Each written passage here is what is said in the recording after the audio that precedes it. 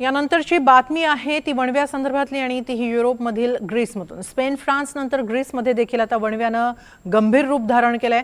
अग्निशमन दलाचे शेकडो जवान आग विझवण्याचे शर्थीचे प्रयत्न करत आहेत। राजधानी अथेन्सच्या आजूबाजूच्या परिसरातील आग विझवण्यासाठी मोठे प्रयत्न सोमवारी करण्यात आले। जवळपास गेले 10 दिवस ही आग धुमसते। या आगीमुळे अनेक नागरिकांचं स्थलांतर करण्यात आलंय। आतापर्यंत सुमारे 1000 नागरिकांना सुरक्षित ठिकाणी हलवण्यात आलंय, तर किनारी भागातील सुमारे 250 नागरिकांना बोटीद्वारे सोडवण्यात आलंय, त्यांना सुरक्षित ठिकाणी पोहोचवण्यात आलंय। सध्या वाऱ्यांचा वेग मंदावत असल्याने अथेन्स जवळील आग आटोक्यात आणण्यात यश येतंय।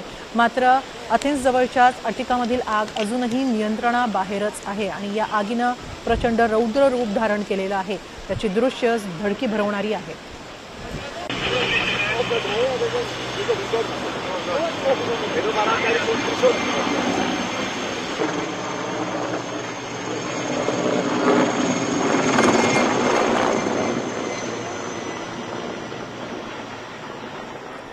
अशातच ग्रीसमधील अटिका प्रदेशात भीषण वणव्याशी झुंज देताना 2 अग्निशमन हेलिकॉप्टरची हवेतच धडक झाली।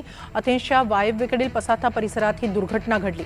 या अपघातात एक ग्रीक आणि एक डॅनिश नागरिकाचा मृत्यू झालाय, तर अन्य 2 जण बचावलेत। अधिकाऱ्यांनी बचाव कार्य पूर्ण करत दुर्घटनेच्या कारणांचा शोध घेण्यासाठी चौकशी सुरू केली आहे। दरम्यान या वणव्यामुळे अथेन्समध्ये जवळील 100हून अधिक घरं जळून खाक झाल्याची माहिती आहे।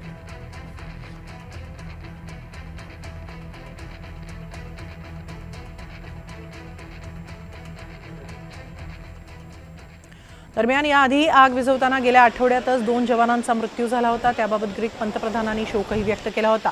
सध्या देशातील सर्व यंत्रणा अलर्ट मोडवर ठेवण्यात आलेल्या आहेत। आग इतरत्र पसरू नये यासाठी फार मोठे प्रयत्न केले जात आहेत।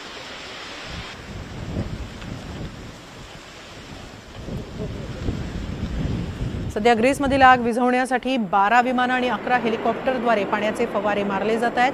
पोर्टो जर्मेनोमध्ये मोठ्या प्रमाणात लागलेली आग विझवण्यासाठी शर्थीचे प्रयत्न केले जात आहेत। पोर्टो जर्मेनो हे ग्रीसमधील एक बंदराचं शहर आहे। इथं सुमारे 500 जवान सतत कार्यरत आहेत। तर किरोपिगारीमध्येही आग पसरली आहे। एका शेतातून विद्युत तारेचा स्पार्क होऊन ही आग पसरल्याची शक्यता आहे।